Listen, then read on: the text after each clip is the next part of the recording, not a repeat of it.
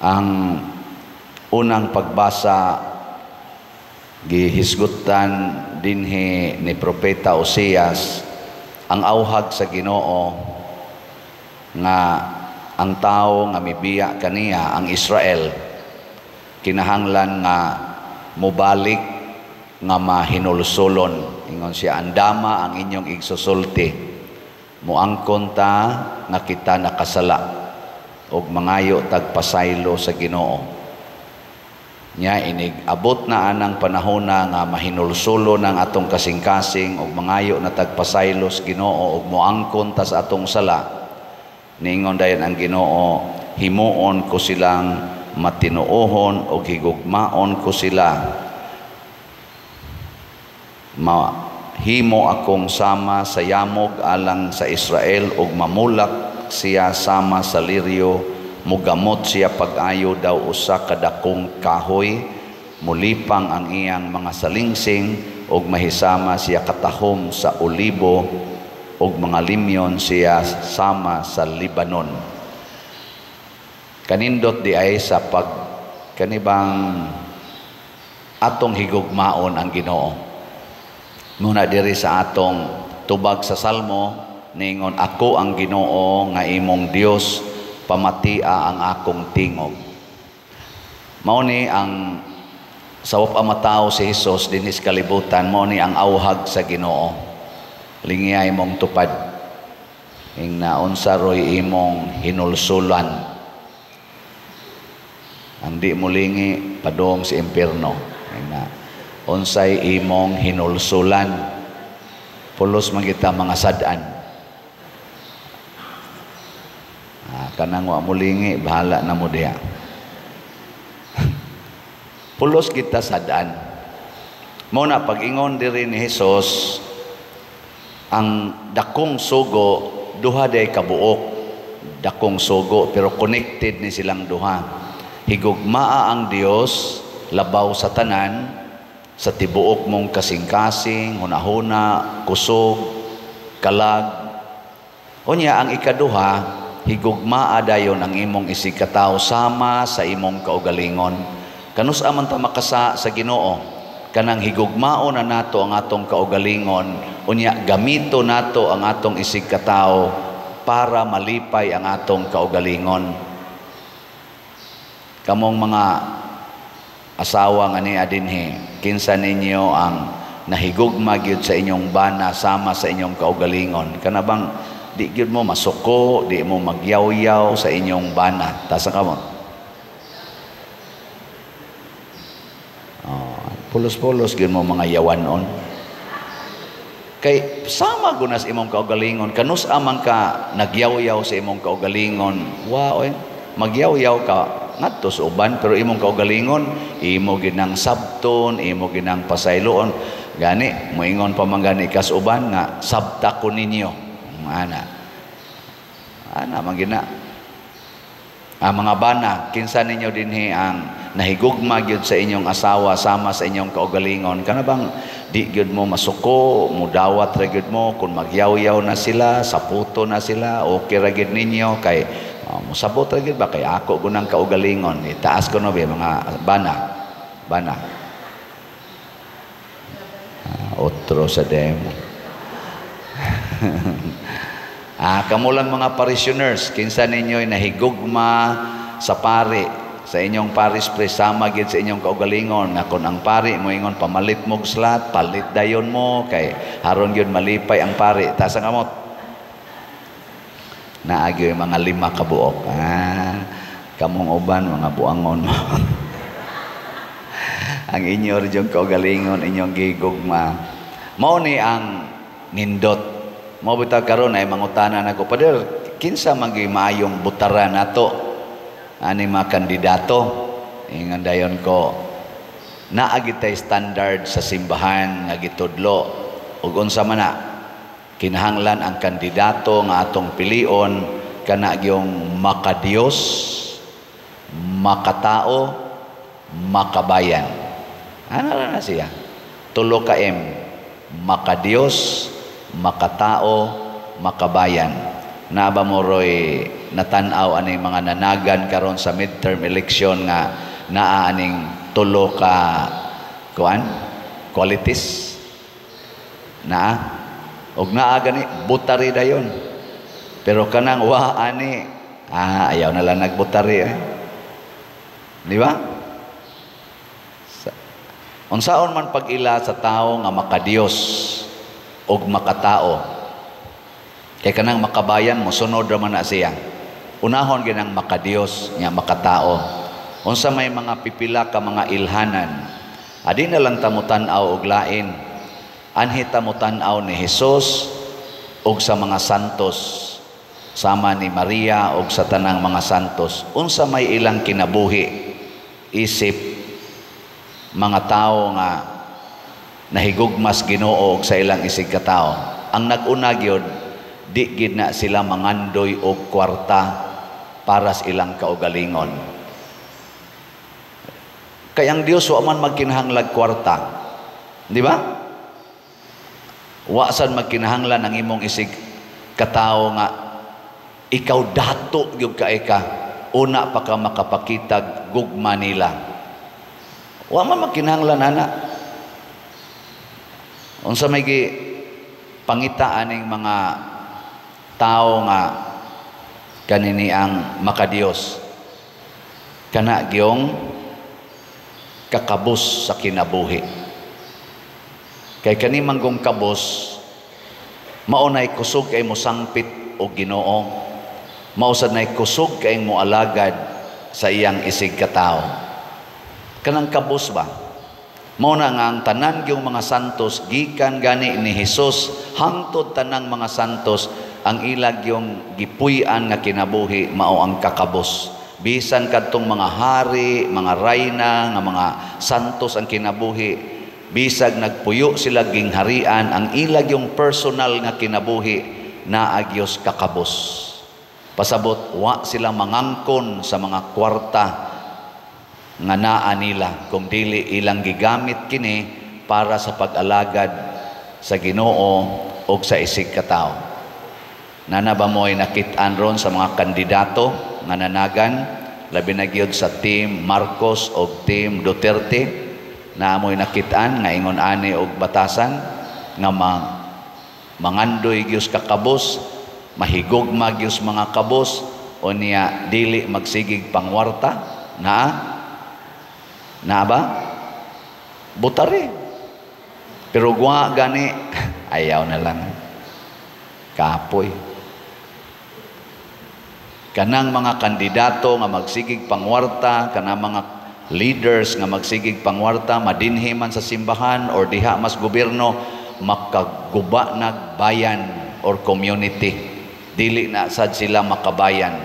Ikaduha, ang tao nga duol kay Ginoo andam kaayong muantos. Kana bang muantos, morisgo sa iyang kinabuhi o sa iyang image alang sa pagsunod sa Ginoo o sa iyang isig katao. Sama anang pag-ingon nga higugmaa ang imong kaaway. Karisgo ana, di ba? Risgo kay nay. Kanang pag-ingon ibaligya ang tanan o ihatag ang halin ngadtos mga kabos. Risgo kayo na. Di ba? Ilingay imong tupad. Ing naandam kang morisgo para nako. Ing na kano. Ing na morisgo ka para nako. Pasabot andam ba kang magpakamatay para nako. Ana. Oy, moingon ang imong tupad kamatay lang diha oy, unsay sakit tiyan ako diri. Ay, mga asawa gani, di magani na morisgos para sa ilang bana nga pertigin nilang gaus-gaus ana, mga bana otro sana di asa na morisgo kining pare, ha, samot. Samot na mo. Pero kanindot unta ug naatay mga leaders. Para nang inyong bata magsagit-sagit. Muantos gyud mo ba nga muda nga tos gawas niya adto nyo ibutang kay haron dili madisturbo ang inyong tupad. Ganiha pa man ko nakabati anan sige sagit wa gyud dadas gawas. Palihog ko na bidadas gawas. Kay nahigog ba man kas imong tupad. Dili madisturbo ang iyang kuas Ginoo. Dadas ang adto. Kuan ng inyong anak. Palihog lang. Mao nay ato din hinghangyo. Very good.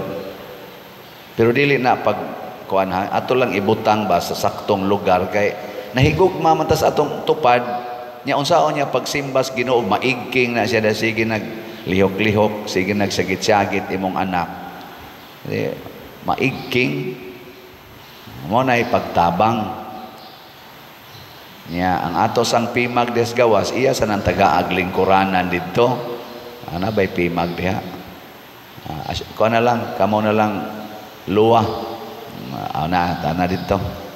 Tanawa, di ba? Dinhi sa atong lugar, bisan sa atong ginagmayng paagi, ato ginang gitagaan og role aron nga mahigugma gitas Ginoo, makafocus tas paghigugmas Ginoo panahos misa ug sa atong isig katawo nga nanimba. Mao sa natong buhaton ngadto silingan. Ayaw disturbuha, ayaw lisod-lisura imong silingan. Be karon kono be sa kaning mga kandidato labi na sa Team Marcos o Team Duterte kinsa Manila ani nila ang morisgo gyud muantos gyud para sa katawhan para sa mga tao nga nanginahanglan na butari dayon o gwa gani ay nalagbutar usik-usik sa panahon. Ikatulo, aon sa tuy una na kong gingon, ilhanan, limot na, dili mangwarta, mo puyo gyus kakabos. Ang sunod, anda mo antos, mo risgo, alang sa iyang isig katawo. Ang ikatulo, kaning maampuon. Kana yung tao nga musalig sa Ginoo. Kana bang itugya niya ang iyang kaugalingon ngadto sa Ginoo. O kinsa maning tao nga tinuod nga maampuon, di ta magpailad aning gisulob-sulob ug ingon ani sama nako. Ana, ay sad mo pailad anang magbasa-basa diri kanang magbrunda-brunda ana. Di na kasiguruan. Kana sang magsigig simba, magsigluhod gikaspultahan luhod nga ripadong, baga na kay kubal ay kumpiyansa ana. Daghan sa kay mga hudas ana diha. Kinsa magitinuod nga maampuon? Wa mo kibaw? Kanang tao nga magpasugo mo alagad sa iyang isig katao nya dili manugo. Kay ang word ampo surrender mao bitan nang mohapa mo isas kamot ang kuan ana slavery servanthood kana bang mo serve kas Ginoo mo serve kas imong isig katao mo alagad dili hinugo daghan man kay dinhi sama aning nagmisa hinugo man kay ni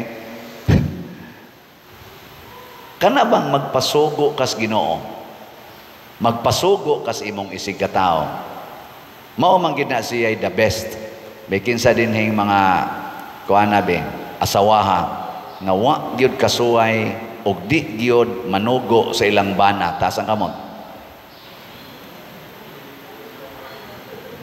dili gyud mo tinuod nga maampuon mga bana kinsa dinhi ang magsigi ra gyud nya malipay gyud mo nga magsigig pasugo sa inyong asawa taas ang kamot otro sa mao ni atong i-check kay kining nang-apply nato ibutang nato sa context sa politika ba kaning atong eleksyon kay mao man ni atong giatubang nga porting dakua nga kana ganing events atong nasod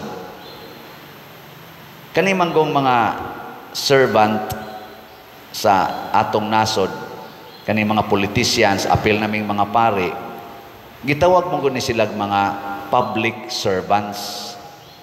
Ang word nga servant importante kay na dili ni sila public officers. Na-highlight man gud nato ang public authority or public officers na limtan ang public servant na word. Mo nang nag-away-away na nirong ato mga leaders.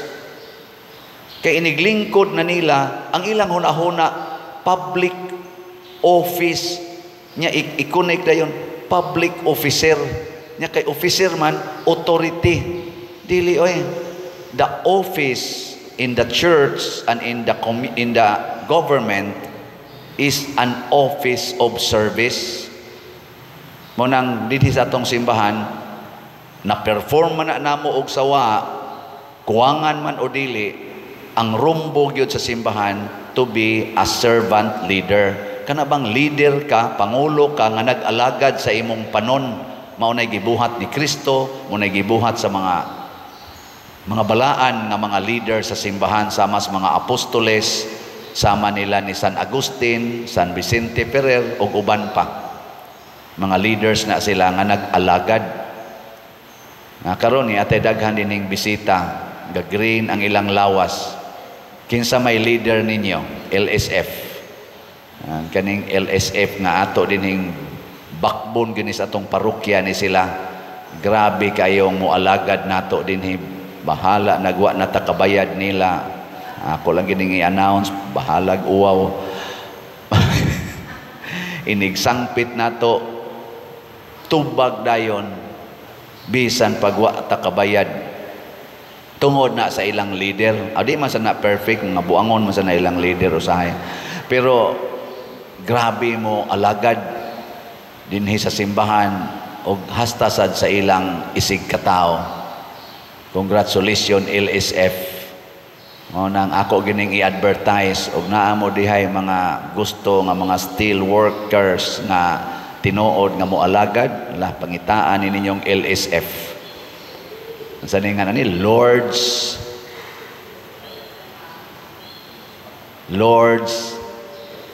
Steel Fabricators. Di ko mauwaw nga mo advertise ninyo. First time ning ni-advertise ko din kay impressed kay ko nilang Brad Henry o Sister Bibang sa ilang pagdaan ning ilang kuan og kamusad nga mga LSF. Pero naa sa mga buangon ninyo, pero kanang at least tungod kay ang inyong leader ang naa siyang unahuna mao ang pag-alaga dili lang dinhi sa simbahan kung dili sa inyong mga kliyente, inyong mga customers, madagyod ang mga members. So muna mangita tag mga leaders nga kusog mo alagad kay maunay bungas pag-ampo. Ang tinuod nga taong maampuon maalagaron dili magsigig daog-daog sa iyang isig katawo nga suguon tag maayo pabayad og buhis, unya ang atong gibayad nga buhis kurakuton ra nila. Sila maoy nagdawat og millions, kitay nagsigig bayad og daily taxes. Luoy kay taan ang mga leaders nga mga hangol kaayo og kwarta, hangol kay gahom og mura gyud sila maoy authority, siging papriso, siging pangontempt anang ilang mga panggukod, anang mga tao nga maura say nagbayad og buhis, kauban sa nagbayad og buhis nga ilang gipangsud sad sa ilang bulsa. Lisod kay na inana, malusno gyud ang atong nasod. Unsa may epekto sa kinabuhi niining mga tao nga makadiyos, kani mga leaders nga makadiyos, makatao ug makabayan? Una, musikat gid na sila sa katilingban. Daghang mga tao magpangga nila.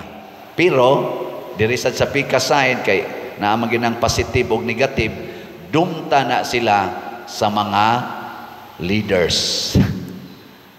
Masasik tanawa si Kristo. Thousands ang magsigig sunod niya, pero ang kadtong pinakapudyot nga mga high priests, mga leaders sa ilang katilingban sa una, naglagot niya og maogyoy ni himo og lakang aron dakpon og patyon si Jesus. Pero purting daghanang mga tao nga nagmahal ni Jesus hangtod karon. Mausad ang mga apostoles, gipangbitay sila tungod sa mga authority atong panahon nga naglagot nila, pero ang katawhan hangtod karon gadibusyon nila. Karon birthday ron ni former President Rodrigo Duterte. Ambot og ang mga tao sa Pilipinas, mga Filipinos dinhi og sa gawas mo celebrate baka sa iyang birthday. Ang sa inyong tanaw, unsa may impact sa kinabuhi ni former President Rodrigo Duterte sa iyang pila ka tuig nga pagdumala sa Davao City isip mayor og sa Pilipinas isip presidente for 6 years. Unsa may impact? Gihigugma ba siya sa kinabag-ang mga Filipinos?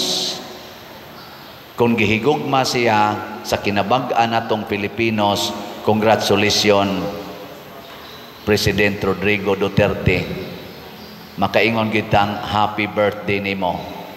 Pero gidumtan ka sa kinabag-ang mga Filipinos, congratulations. Pagbag-o, pag hinulsol balik sa Ginoo. Gilutos ba si President Duterte sa mga leaders sa atong nasod o sa leader sa kalibutan? Gilutos ba siya? Tanawa lang. Kung gilutos siya o gidumtan siya, pasabot, tinuod gid siyang di tingali perfect, nagpractice atong giingon nga kinaiya sa makadiyos, makabayan, makatao. Dili perfect, pero at least na ay positive impact. Magpuyo sa kakabos, moantos og morisgo sa iyang isigkatao, og moalagad kanunay, dili magpaalagad. Mao ni siya ang mga qualities nga angay natong hinumduman kita sang mga leaders. Ako dinhi isip inyong parish priest naningkamot sa kuani, dili gyapon perfect, pero at least naa diha ang atong rumbo. Gilinga imong tupad ing nasugod karon, sabat nako ba nasugod karon, pwede nako nimong sugo-sugoon. Ana ha, kanang wa mulingi, bahala na mo diha.